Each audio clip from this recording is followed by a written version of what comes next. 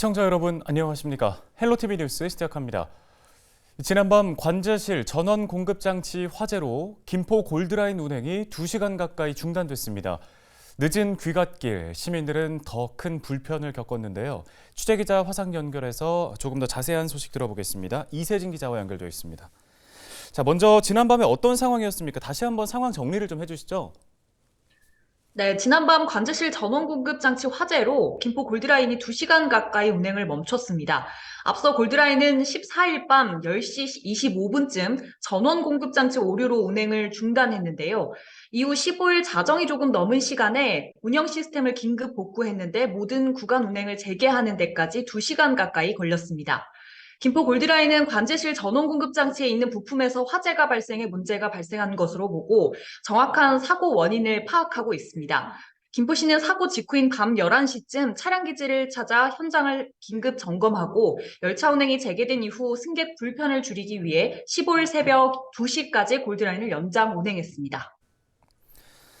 네, 시간이 좀 많이 늦은 시간이라서 시민들의 불편도 컸을 것 같은데요. 어떻습니까? 네, 늦은 귀갓길에 오른 시민들도 큰 불편을 겪었습니다. 특히 열차 운행이 중단됐을 때 열차에 탑승하고 있던 시민들은 도중에 열차에서 하차해 다른 대중교통을 이용해야 했습니다. 저희 취재진이 당시 열차에 탑승하고 있던 승객과 연락이 닿아 당시 현장 상황에 대해 자세히 들어봤는데요. 열차 안에 있다가 관제실 서버 다운으로 열차 운행이 중단됐다라는 소식을 들었고 시스템을 복구하는 데 많은 시간이 걸려 열차를 더 이상 이용할 수 없다는 직원의 이야기를 듣고 열차가 멈춰있던 고촌역에서 내렸다고 합니다. 또 다른 승객과도 연락이 닿았는데요. 이 승객은 김포공항역에서 열차를 탑승하려다가 안전요원의 통제를 받아 열차 운행이 재개되길 기다렸는데 생각보다 대기 시간이 길어지면서 택시를 이용해 김포로 귀가했다고 전해왔습니다. 네, 퇴근길은 아니었지만 그래도 적지 않은 시민들이 이용을 하는 시간대였기 때문에 불편도 컸을 것 같아요. 현장에서 조치는 좀 어떻게 이루어졌다고 합니까? 네, 현장에 있던 승객들은 그 현장 조치가 미흡했다고 입을 모았습니다. 퇴근 시간은 아니었지만 당시 고촌역에 멈춘 열차 내부에는 빈 좌석이 없을 정도로 승객들이 탑승을 하고 있었다고 해요. 그런데 열차 내부 방송 대신에 기관사가 중단 소식을 전달하면서 운행 중단 이유를 명확하게 알지 못하는 상태로 하차를 했다고 하고요. 또 역사에서 운행 재개를 기다렸던 승객도 현장에서 열차 중단 이유에 대한 설명이 충분치 못했고 또 골드라인 대신 이용할 수 있는 대중교통 안내 부분도 미흡했다면서 취재진과의 통화에서 당시 상황을 전달을 했습니다. 실제로 15일 골드라인 홈페이지에는 사고 대처가 미흡했다는 시민들의 비판 글들이 다수 올라왔는데요. 일단 김포 골드라인 측은 15일 시민 사과문을 통해 열차 운행 중단 이유를 자세히 설명했습니다. 종합 관제실 관제 시스템 장애로 열차 운행이 중단됐다며 사고 예방에 만전을 기하겠다고도 했습니다. 또 이번 장애로 열차 이용을 하지 못했거나 또 목적지까지 이동하지 못한 시민들에게는 가까운 역에 요청을 하면 기본 요금을 환불해 주겠다고 덧붙였습니다. 네, 최근에 이 운행 장애로 골드라인 열차 운행이 좀 지연되거나 멈추는 사고가 잇따라 발생하면서 시민들의 불안도 커져갈 수밖에 없는데요. 사고가 반복되지 않게 원인을 좀 명확하게 파악을 하고 또 사고가 일어났을 때 키우지 않으려면 매뉴얼도 좀 정확하게 수립이 되어 있어야겠다라는 생각입니다. 여기까지 듣겠습니다. 이세진 기자였습니다. 다음 소식입니다. 김병수 김포시장이 북북권 주민들을 대상으로 한 대규모 시정 설명회에서 건폐장 관련 계획을 밝혔습니다. 김 시장은 15일 통진읍 행정복지센터 신청사에서 열린 북북권 시정 설명회에서 서울시와 처리에 합의한 건설 폐기물 처리장은 김포로 이전하더라도 규모가 예상보다 작고 주민 피해도 최소화할 것이라고 설명했습니다. 그러면서 어디에 있는지도 모르게 건폐장을 이전할 것이기 때문에 5호선과 바꿀 수 없는 것이라고 생각했다며 대승적 차원에서 처리 문제에 동의했다고 덧붙였습니다. 이날 북부권 현안들에 대한 주민 질의가 이어지면서 최근 갈등 요인이 된 소각장 문제도 도마에 올랐지만 김 시장은 피해에 대한 보상은 주민들에게 최대한 돌아갈 수 있게 하겠다고 답변했습니다. 한편 북부권 시정설명회에 이어 남부권 시정설명회는 17일 저녁 7시 김포 아트홀에서 열립니다. 유정복 인천시장이 부평구 지역의 현안 사업에 대한 적극적인 협력을 약속했습니다. 유 시장은 지난 14일 군구 연두 방문 일정으로 부평구를 방문했는데요. 이날 부평구 관계자들로부터 주요 업무 보고를 받고 주민들의 의견을 수렴했습니다.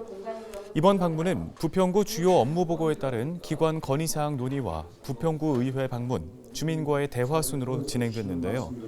부평구는 주요 현안으로 굴포천 생태하천 복원사업 추진과 부평 5동 행정복지센터 건립, 원도심 지역 통행 편의를 위한 도로 개설, 제1113 공병단 부지 개발과 부평대로 걷고 싶은 거리 조성, 굴포천 생태하천 복원 구간 지중화 사업 등에 대한 지원을 건의했습니다. 또 주민과의 대화인 생생톡톡 애인 소통 시간에는 부평 지역 관계자와 주민 등 130여 명이 참석했는데요. 이 자리에서 유 시장은 올해 시정 운영 방향을 설명하고 주민들로부터 건의사항도 들었습니다. 가급적은 부평에서 하는 사업이 원활히 진행될 수 있도록 시에서 하기 위한 것입니다. 예산 지원 관련한 부분은 여기서 이제 명확하게 하기 어려운 부분도 좀 있을 수 있어요. 이 답변 중에서. 근데 최대한 하여튼 지원하는 방안을 강구하겠다 이런 말씀을 드리고.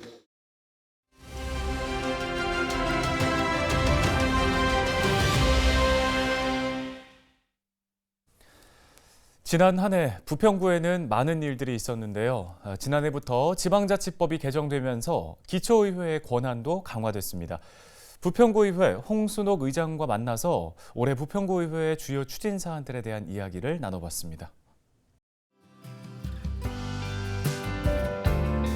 지방의회와 완전한 독립을 위한 기틀을 잡고 기초의회로서 전문성을 제고하는 것입니다.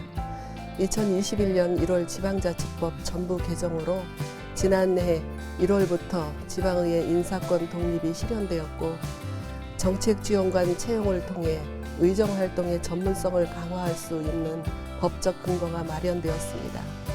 그러나 현재 지방자치법 개정을 통한 인사권 독립은 그 행사가 제한적이라 안전하게 인사권 독립이 이루어졌다고 할 수 없습니다. 이에 부평구의회는 작년 12월 제253회 정례회를 통해 인천지역 기초의회 최초로 지방의회법 제정 촉구를 위한 결의안을 의결하여 중앙정부 및 관계기관에 송부하였으며 지방의회가 완전한 독립기관이 되는데 뜻을 관찰해 나갈 것입니다. 또한 우리 부평구의회에서는 올해까지 총 9명의 정책지원관을 채용하여 지방의회의 전문성과 정책 역량을 강화할 것입니다. 아울러 의원들의 효율적인 의정활동 지원과 9명의 정책지원관을 배치하기 위한 청사 리모델링과 공관체 배치 사업을 2월에 진행하여 12월에 완공할 예정입니다. 부평구 의회는 기초의회로서 집행부 행정에 대해 전문성을 가지고 더 나은 정책 방향과 대안을 제시할 것이며 문화, 경제, 도시재생 등 지역 내의 굵직한 현안 사업이 원활하게 추진되어 국민의 삶의 질을 높이고 이를 통해 도시 경쟁력을 확보하여 다가올 50만 부평 시대에 걸맞은 도시로 도약하는 데 노력할 것입니다. 가장 중요한 것은 제9대 부평구 의회가 개원되었다는 것입니다.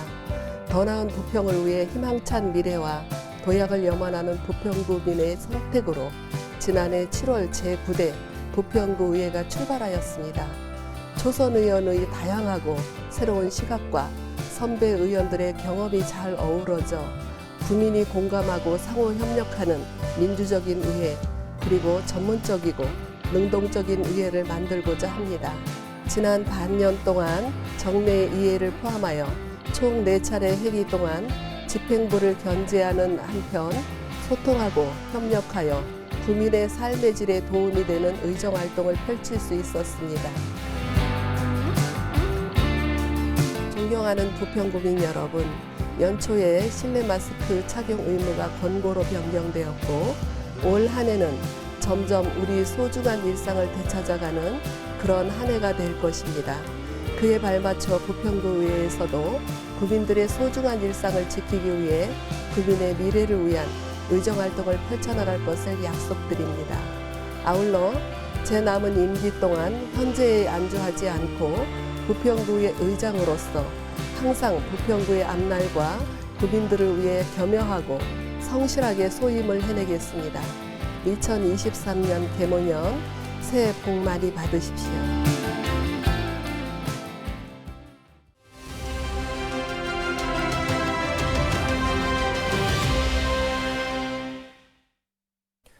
다음 소식입니다. 김포시의회가 최근 공중화장실 불법 촬영 예방 조례안을 통과시켰습니다. 행정이 지원하는 불법 촬영 감시와 예방 활동이 가능할 전망인데요. 조례안을 발의한 정영혜 김포시 의원과 함께 자세한 이야기 나눠보겠습니다. 의원님 안녕하십니까?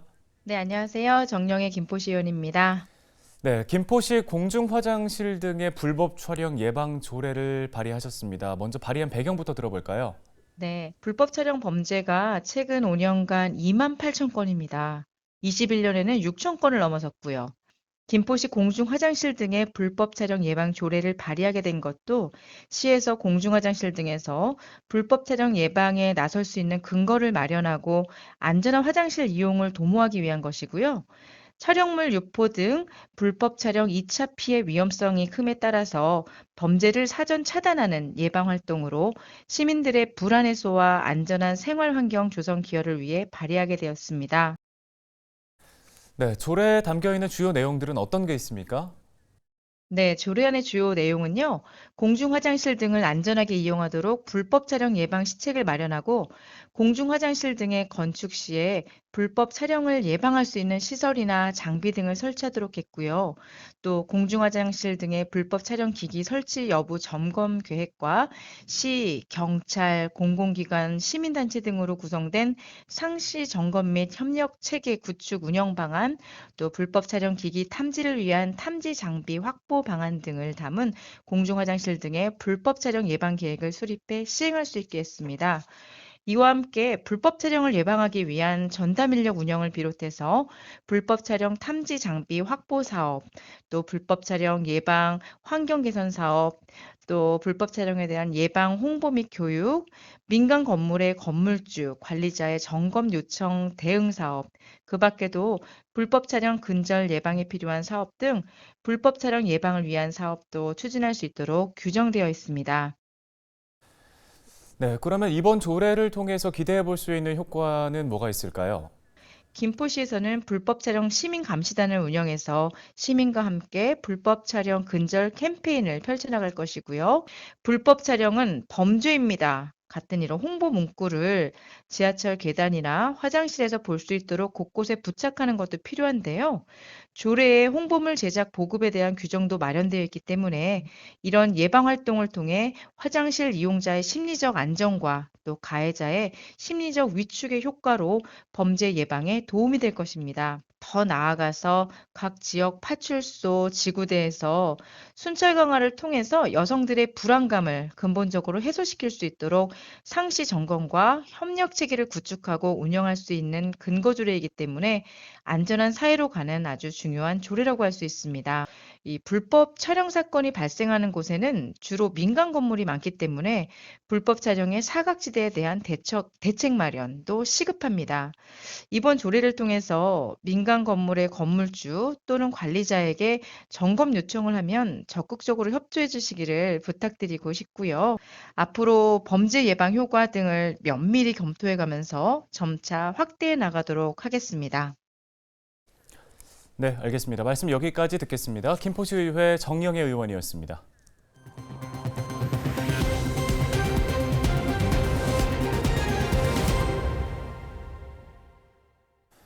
인천시가 인천 산단 최고 경영자들과 단체장, 국회의원 등이 모인 자리에서 반도체 특화단지 인천 유치 기원 결의 대회를 열었습니다. 인천시는 올 상반기 정부의 반도체 특화단지 선정을 앞두고 지난해 10월 반도체 특화단지 추진위원회를 구성한 바 있는데요. 산학연관 업무 협약과 투자 유치 설명회 개최, 대회 홍보 등에 나서 유치 활동을 이어가고 있습니다. 뉴스 마칩니다. 고맙습니다.